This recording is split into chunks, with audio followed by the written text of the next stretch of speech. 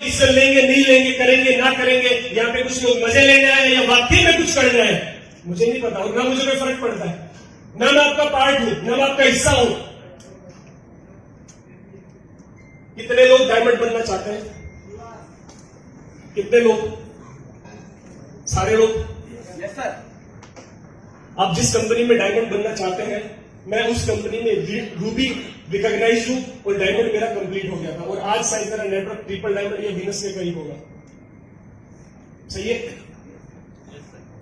तो मतलब काम का आदमी हूं, आपके काम की बात करूंगा। डायरी में बंद कर दूं सबसे। मेरा नाम नरजीत सिंह है।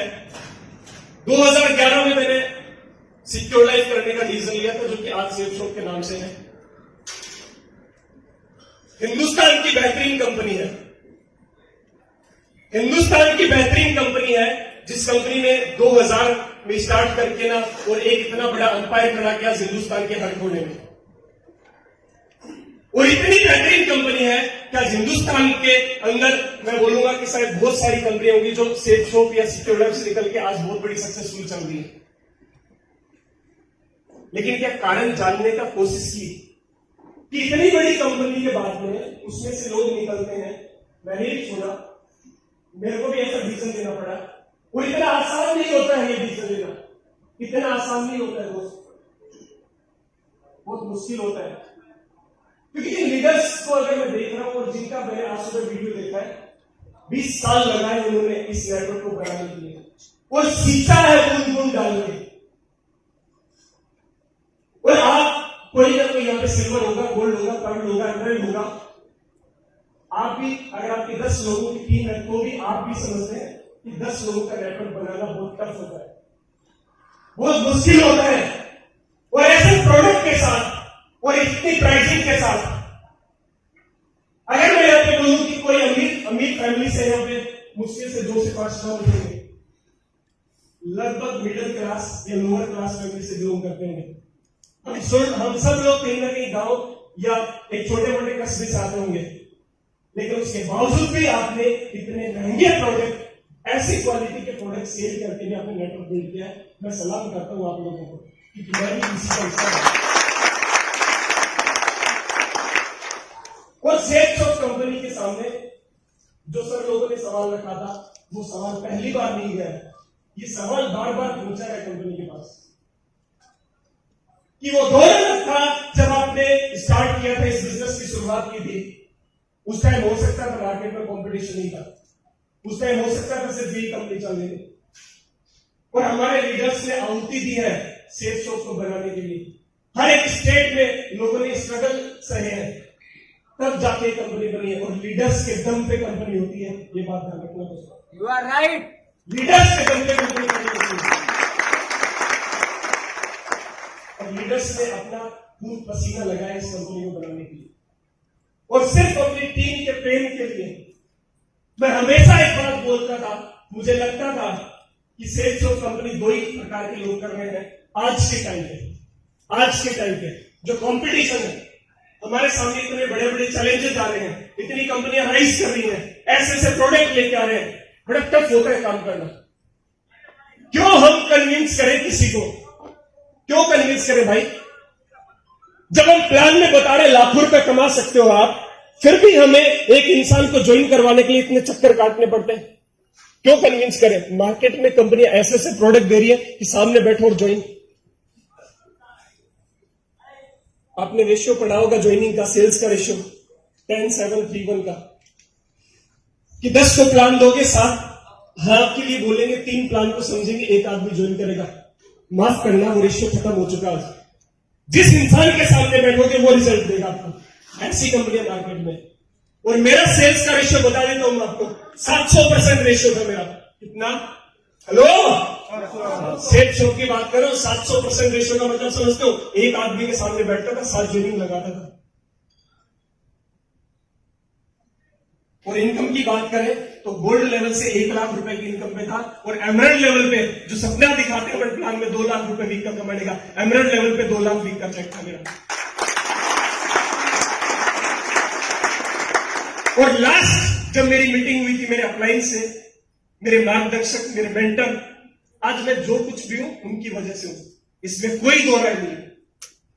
जो कुछ हूं मैं उनकी वजह से हूं और आगे भी जो रहूंगा, क्योंकि बेस मजबूत किया उन्होंने। आज एक बड़ा ताजमहल आप देखते हैं ना, उसकी इमारत कितनी मजबूत है, उसी पे वो टिका हुआ है। उसकी सुंदरता बाहर की दिखती है, लेकिन अंदर की गहराई उसकी नींव नहीं दिखती है। आज मेरा बेस जो बना है वो मेरे अप्लायंस, मेरे मेंटर सिस्टम की वजह से ही बना है। और जब मैंने मेरे अप्लायंस के साथ बैठ के मीटिंग की कि साथ प्रॉब्लम आ रही है नेटवर्क में, दिक्कतें आ रही है नेटवर्क में, आप बात को समझने की कोशिश करो। अरे आप हमारे से कचरा प्रोडक्ट क्यों बिकवा रहे हो? आप ये इतनी महंगा प्राइस का प्रोडक्ट क्यों बिकवा रहे हो? अरे जब हम ये कचरा प्रोडक्ट मार्केट में बेच सकते हैं तो हम क्वालिटी प्रोडक्ट भी बेच सकते हैं। आप प्राइस बेस बढ़ा दो लेकिन क्वालिटी दो, क्योंकि एक नेटवर्क है, कहां जाता है मार्केट में सेल करने के लिए प्रोडक्ट? किसके पास जाएगा? अपनों के पास ही जाएगा। अपने यार दोस्त रिश्तेदार के पास जाता है वो माल बेचने के लिए।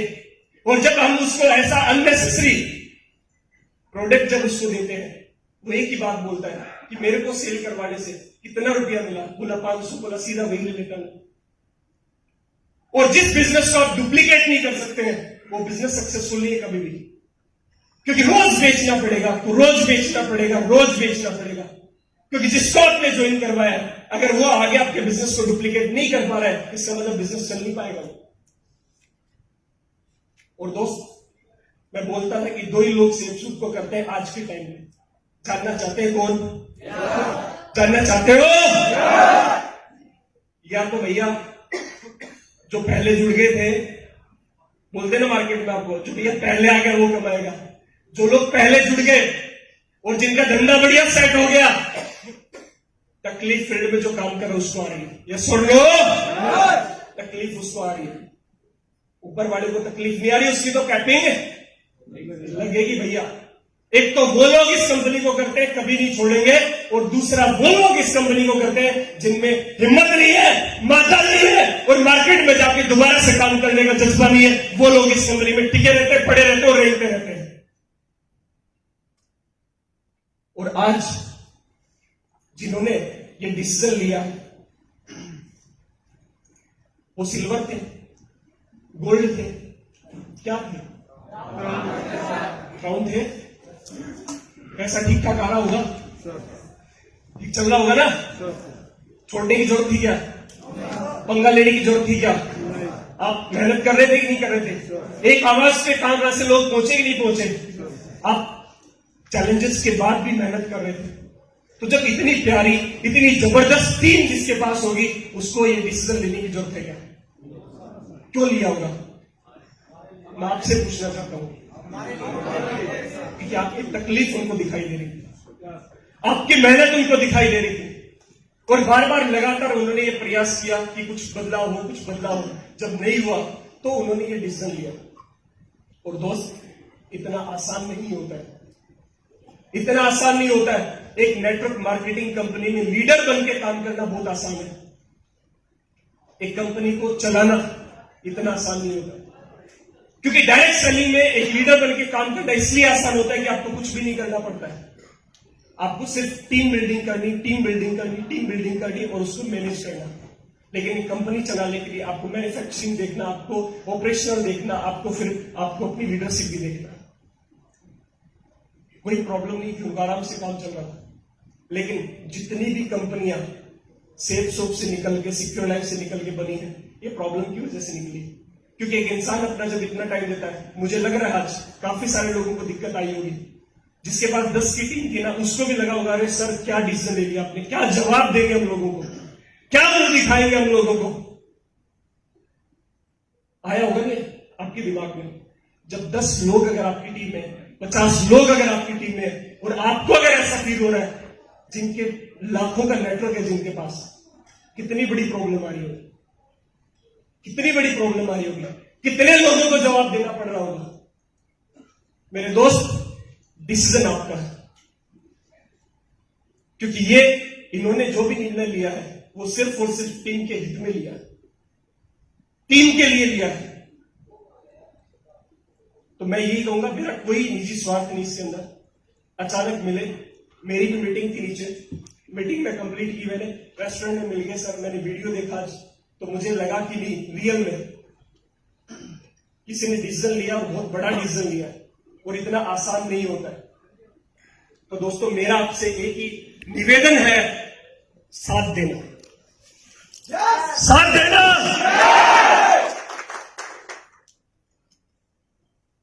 क्योंकि जो ये कर सकते हैं वो आप नहीं कर सकते हैं, और जो आप कर सकते हैं शायद ये नहीं कर सकते हैं, लेकिन आप जो मिलके कर सकते हो वो दुनिया की कोई ताकत नहीं कर सकती। वो काम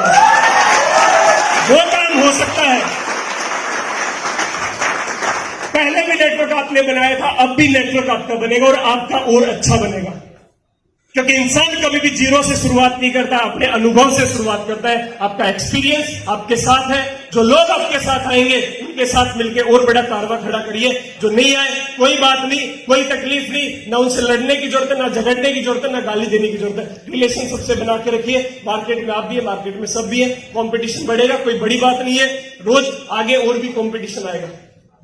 अपने आप को तैयार करिए, प्रिपेयर करिए, और जो सीधी सी बात है भाई साहब, जो बदलेगा वही चलेगा, क्योंकि परिवर्तन ही प्रोग्रेस है।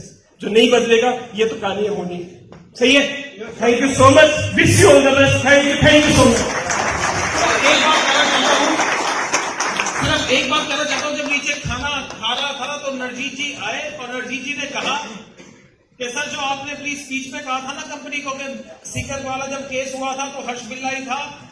मेरे रात को 2 बजे मेरे को, मतलब उन्होंने नहीं, मैंने कहा था एक टैक्सी में भेज दिया और मैंने जयपुर के कम से कम उस केस के लिए 5 से 7 चक्कर लगाए होंगे। वो जो केस हुआ था कंपनी का सीकर में, वो नरजीत के नेटवर्क में हुआ था। ये मेरे को अभी बताया है मेरी स्पीच के बाद। मैं नरजीत को आज तक नहीं जानता, इस लड़के की शक्ल मैंने पहली बार देखी है, लेकिन हाँ योगेश यादव को मैं जानता हूं। बहुत सारे लोग यहाँ पर ऐसे भी हैं जो कि योगेश यादव को जानते हैं, और मैं उसको बहुत प्यार भी करता हूं, बहुत प्यार करता हूं, बहुत अच्छा लड़का है। लेकिन इस लड़के का एहसान मैं जिंदगी भर नहीं चुका सकता। क्यों नहीं चुका सकता बताता हूं। जिंदगी भर इस लड़के का एहसान नहीं चुका सकता, क्योंकि जिस हर्ष बिल्ला को 7 दिन से सांसें नहीं आ रही थी ना, इस लड़के ने हर्ष बिल्ला को वो सांसें दे दी है, सांसें दे दी है।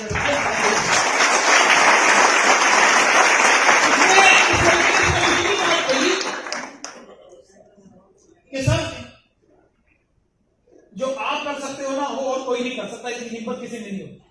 जिस हिम्मत के लिए सोचने उस लड़के की हिम्मत बेटी की तो आपने कर दिया, वो और कोई नहीं कर सकता। ये इसने सांसें दे दी हर्ष बिल्ला को दोबारा से, और ये वाली बात मैं इसको तीसरी बार बोल रहा हूं। मैं जी तुम्हें तीसरी बार बोल रहा हूं, और शायद इसका एहसान जिंदगी भर नहीं उतार सकता हूं, ये मैं बता रहा हूं। मैं भी हिस्सा रहा हूं इस बात